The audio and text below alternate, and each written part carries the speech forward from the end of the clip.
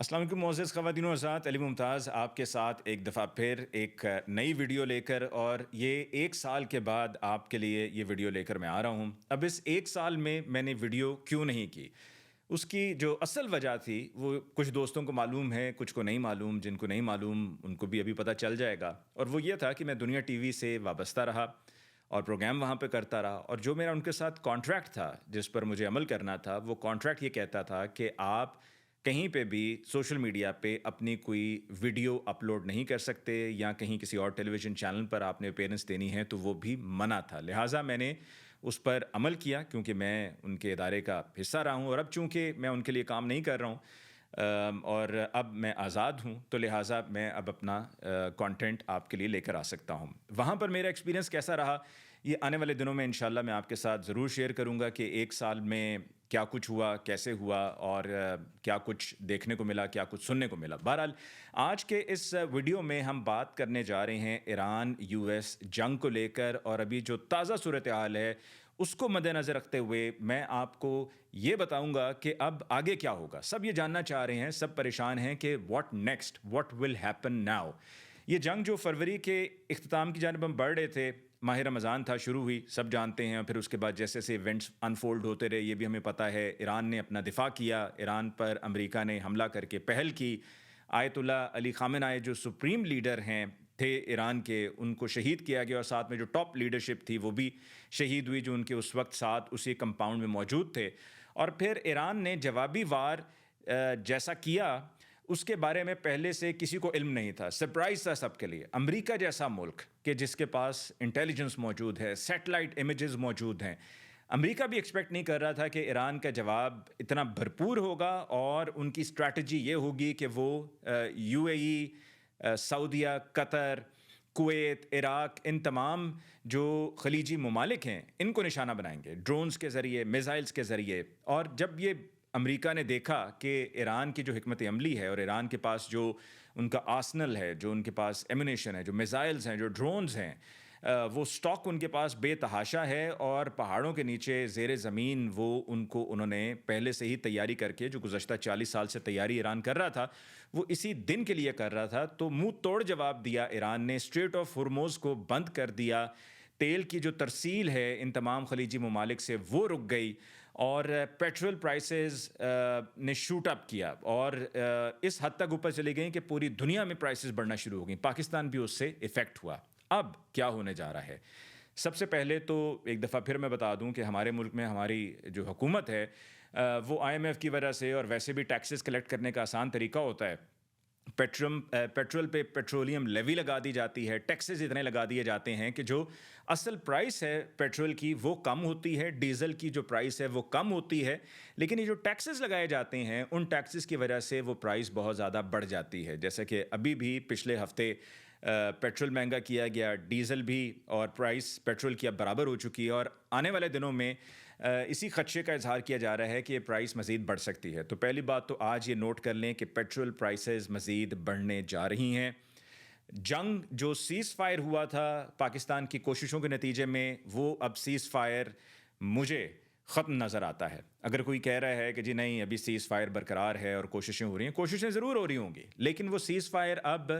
عملاً نہیں رہا ہے۔ کیوں نہیں رہا ہے؟ اس کی سب سے بڑی وجہ یہ ہے کہ امریکہ نے ایک دفعہ پھر چالاکی اور ہوشیاری سے کام لیتے ہوئے، جس طرح کسی کو اشتعال دلایا جاتا ہے، اشتعال دلایا گیا، اور کام بھی ایسا، کاروائی بھی ایسی ڈالی کہ جو کہتے ہیں نا سانپ بھی مر جائے اور لاٹھی بھی نہ ٹوٹے، کہ کچھ ایسا کریں کہ ہمیں دنیا نہ کہے کہ جی آپ نے سیز فائر خلاف ورزی کی ہے، آپ نے ایران پر حملہ کر دیا ہے۔ تو کیا یہ چھیڑ چھاڑ انہوں نے یہ کی کہ جو یو ایس نیول شپس کے ذریعے انہوں نے بلاکیٹ کیا ہوا ہے کہ تاکہ ایران سے کوئی بھی ان کے پورٹ سے شپ نہ نکلے، اور نہ ہی کوئی شپ ایران کے پورٹس پر جا سکے، انہوں نے نیول بلاکیٹ کیا ہوا ہے۔ ادھر اسٹریٹ آف ہارموز کو جو ہاف ایران کے پاس ہے، اور ویسے ٹیکنیکلی سپیکنگ جو ماضی میں بھی پریکٹس رہی ہے ہاف عمان کے پاس ہے، لیکن اس کو اسٹریٹ آف ہارموز کو پورے کو ایران نے بند کیا ہوا ہے۔ تو وہاں سے بھی خلیجی ممالک سے نہ شپس آ رہی ہیں،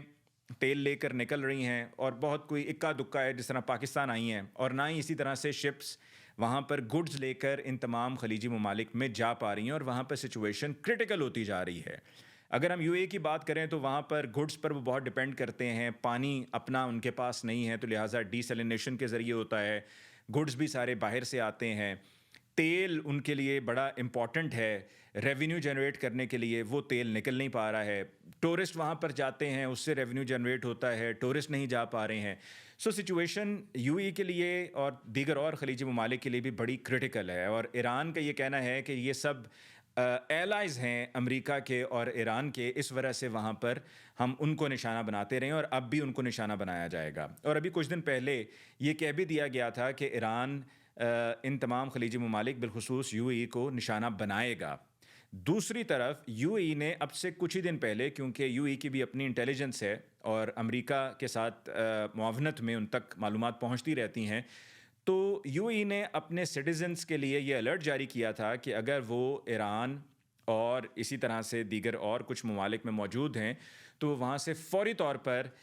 نکل آئیں. کیونکہ ان کو خطرہ تھا، ان کو نظر آ رہا تھا کہ معاملہ دوبارہ شروع ہونے جا رہا ہے. سیز فائر کے جو بالکل ہی بہت ہی فریجائل لگ رہا تھا کہ بھائی کبھی بھی یہ سیز فائر ختم ہو سکتا ہے، کیونکہ ابھی جب جے ڈی وینس کے دوبارہ آنے کی اطلاعات تھیں اور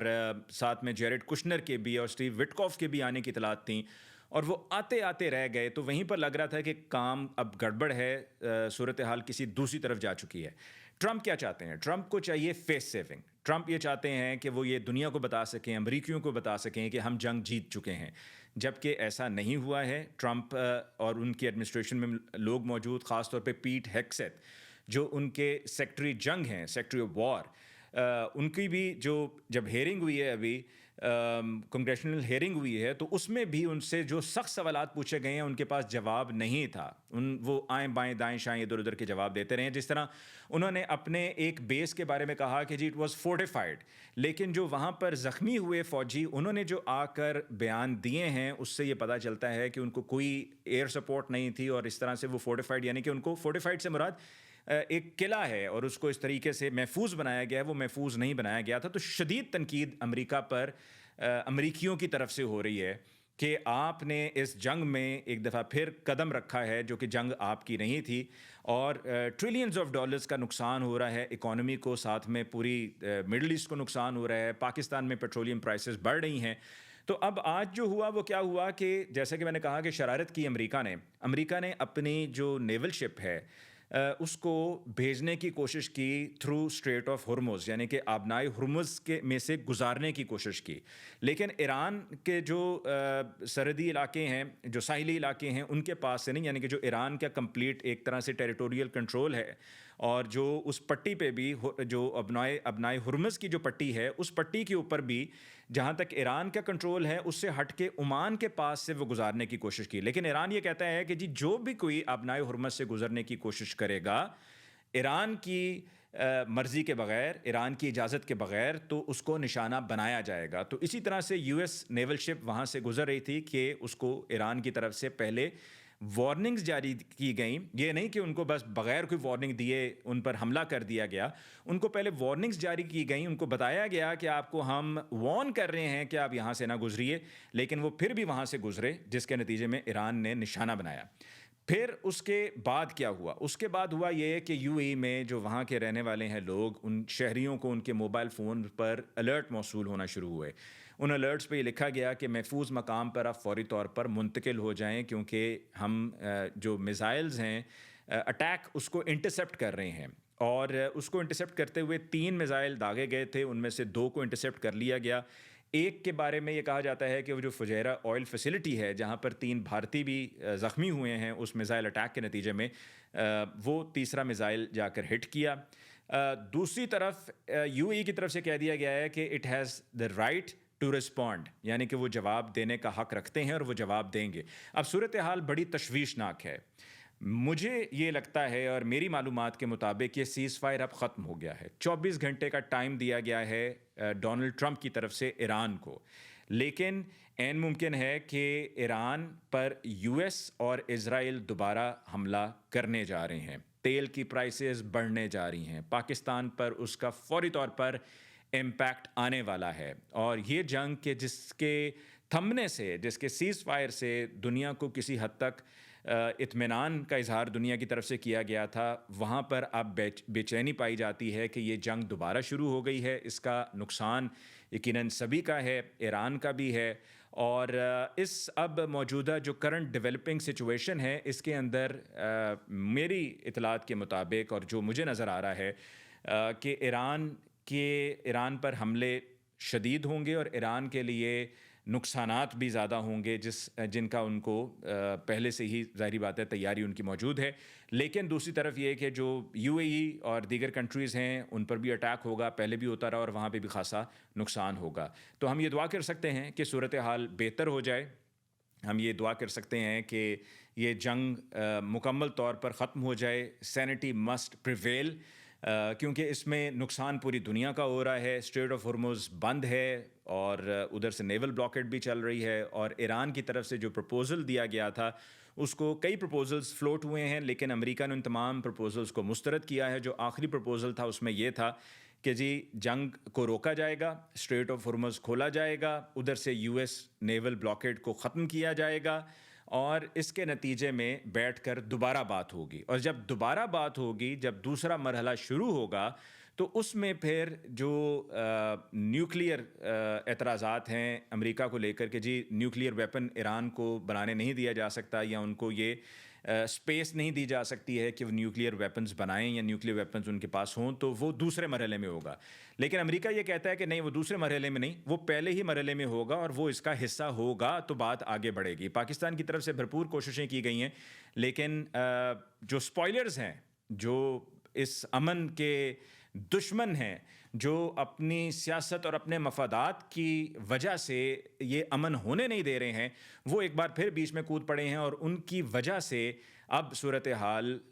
ایک بار پھر کنٹرول سے باہر ہونا شروع ہو گئی ہے۔ سو لیٹس ہوپ اینڈ پرے that things settle down اور یہ جنگ ختم ہو۔ اس کے ساتھ ہی مجھے علی ممتاز کو آج کے اس ویلاگ سے دیجیے اجازت۔ انشاءاللہ اب آپ کے لیے باقاعدگی سے میں یہ ویلاگز کرتا رہوں گا، پوڈ کاسٹ بھی آپ کے لیے کرتا رہوں گا، اور کھل کر بات ہوگی۔ اور یقین مانیے آج کے اس ویلاگ سے پہلے مجھے لگ رہا تھا کہ شاید ایک سال میں بولنا بھول گیا ہوں گا،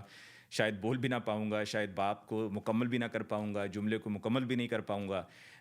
لیکن اللہ کا شکر ہے آپ کے لیے آج کا یہ پہلا ویلاگ جو پیش کیا یہ ہو ہی گیا مکمل۔ اینڈ آئی ہوپ کہ میں آپ کی توقعات اور آپ کی امیدوں پر پورا اتراؤں گا۔ مجھے علی ممتاز کو دیجیے اجازت، اللہ نگہبان۔